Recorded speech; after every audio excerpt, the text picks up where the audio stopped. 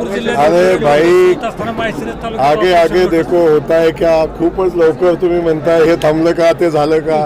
काळजी करू नका. ऑपरेशन कमळ थांबणार नाही आणि लवकरच तुम्हाला भारतीय जनता पक्षामध्ये अनेक दिग्गज लोकांचा प्रवेश झालेला सोहळा पाहता येईल. त्याचे माजी आमदार राजन पाटील साहेब असतील,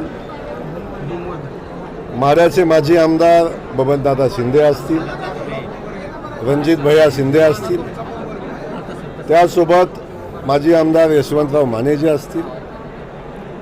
मी पहिल्या दिवसापासून सांगतोय की माजी आमदार दिलीपराव माने यांचा प्रवेश माननीय मुख्यमंत्री महोदय स्थानिक नेतृत्वाशी चर्चा करून तो सोडवतील आणि त्यानंतर सांगोल्यामध्ये काय घडामोडी घडतात त्याही बाबतीत भारतीय जनता पक्षाला आवश्यकता वाटेल त्या दिवशी त्या लोकांचा प्रवेश होईल.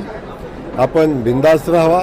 कुठल्याही पद्धतीनं ऑपरेशन लोटस थांबणार नाही आणि या संबंधित सगळ्या लोकांचा प्रवेश भारतीय जनता पक्षामध्ये योग्य वेळी होईल. सगळी तिकीट आम्हाला घ्या, पण आम्हाला सोबत तरी घ्या, असाही प्रस्ताव माझ्याकडे आलेला आहे. त्यामुळे अशा प्रस्तावांना किती महत्त्व द्यायचं मीडियानं ठरवलं पाहिजे, आपण सगळ्यांनी ठरवलं पाहिजे. पण मी कार्यकर्त्यांनी आंदोलन केले, या कार्यकर्त्यांवर काही शिस्तभंगाची कारवाई किंवा काही कारवाई होणार आहे का? मी आपल्याला सांगितलं की भारतीय जनता पक्ष लोकशाही मानणारा पक्ष आहे. या पक्षामध्ये प्रत्येकाला मतं मांडायचा अधिकार आहे.